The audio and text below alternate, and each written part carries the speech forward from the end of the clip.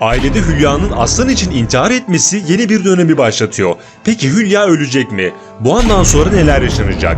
Aile dizisi erken final kararı mı aldı? Büyük final ne zaman olacak?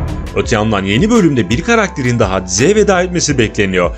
İlyas cephesinde ise çok sürpriz gelişmeler bizi bekliyor. Tüm bunlardan ve daha fazlasından kısaca bahsedeceğiz. Şimdi hemen başlayalım.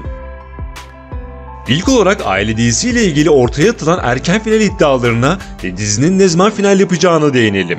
Hali hazırda 22 bölümü geride bırakan aile dizisinin erken final kararı aldığı iddia edildi. Ancak bu iddialar gerçeği yansıtmıyor. Yani erken final kararı alınmadı. Ancak dizinin en başından beri planlandığı şekilde 30. bölümde final yapması beklenecek. Bu durum netleşti diyebiliriz. Eğer dizi 30. bölümde final yaparsa yılbaşı tatiline göre final bölümü 30 Ocak'ta veya 6 Şubat'ta yayınlanacak. Ayrıca bir ihtimal aile dizisi final yaptıktan sonra yerine salı günleri başrolünde Aras Bulut İynemli'nin oynayacağı Deha dizisi başlayabilir. Deha dizisiyle ilgili detaylı videoya kanalımdan ulaşabilirsiniz. Şimdi gelelim asıl mevzumuza. Aslan ve Devin yeniden bir arada olarak mutluluğa büyük bir adım attılar. Özellikle çocuk sahibi olabileceklerini öğrendiklerinde sıfırdan başlangıç yapmak istediler. Hatta muhtemelen Devin hamile ve ilerleyen bölümlerde erkek çocuk senaryosu izleyebiliriz. Aslan Devin'le birlikte daha huzurlu bir şekilde hayatına devam edebilmek için İzmir'e yerleşme kararı aldı ancak önlerine büyük bir engel çıktı. Bu engel ise çiftliği Cihan'a kaptıran ve iyice yalnızlaşan Hülya engeli. Aslan'ı saplantılı bir şekilde seven, onu kaybetmemek için her türlü yola başvuran Hülya son çareyi intihar etmekte buldu ve intihar etti. Bu durum karşısında Aslan çocuklukta yaşadığı travmanın bir benzerini yaşadı ve annesini kaybetme korkusuyla yüzleşti. Peki Hülya ölecek mi? Elbette bu sahnede Hülya'nın ölmesi beklenmiyor. Ambulans geldikten sonra acil müdahale yapılacak ve bütün ilaçları içen Hülya'nın midesi yıkanarak kurtarılması beklenecek. Böylece Hülya amacına ulaşmış olacak ve Aslanlı Devin İzmir'e gitmekten vazgeçecek. Hep birlikte yeni bir başlangıç yapacaklar. Fakat bu defa Hülya Devin'i kabullenecek ve Aslan'ın gitmemesi için bazı şeylere göz yumacak.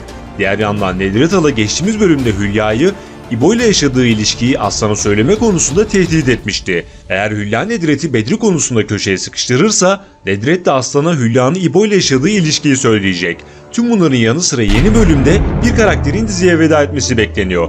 Bu karakter Devin'in babası Ergun. Son olarak Devin'in hamlesiyle hastaneyi kaybeden Ergun'un sürpriz bir şekilde ölmesi bekleniyor. Şimdi gelelim diğer sürpriz gelişmelere. Geçtiğimiz bölümde Aslan Bedri'yi ihanet etmemesi konusunda uyarmıştı ve eğer ihanet ederse sonunun İbo gibi olacağını söylemişti. Hatta Aslan, İlyas'la Bedri'yi birbirine düşürmek için kritik bir plan yapmıştı. Fakat İlyas, Bedri Özoğlu olduğu için ona bir şey yapmıyor ve kimsenin karışmasını istemiyor. Şimdilik Nedret ile İlyas Bedri'ye gerçekleri söylemedi ancak ilerleyen süreçte Bedri tüm gerçekleri farklı bir şekilde öğrenecek. Öğrendikten sonra ise ikisine de rest çekmesi beklenecek. Bu konuda Serap ve Cihan daha ilk dakikadan şüphelenmeye başladı ve bu konunun üzerine giderek İlyas'ın neden Bedri'yi koruduğunu, neden ona farklı davrandığını araştırmaya başlayacaklar.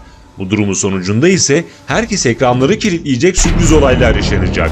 Diğer yandan Yağmur ve Bedri arasında başlayan etkileşim bir üst seviyeye çıkacak. Yağmur Eko'nun evlenmesinden sonra gönlünün kapılarını Bedri'ye açabilir.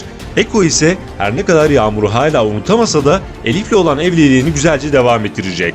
Son olarak yeni bölümde Leyla'nın kurtulup duygu yüklü anlarına şahit olarak çocuklarına ve ailesine kavuşma sahnesini izleyeceğiz. Yeni videoları kaçırmamak ve videolardan anında haberdar olmak için abone olup bildirimleri mutlaka açalım. Yeni videoda görüşmek üzere. Hoşça kalın.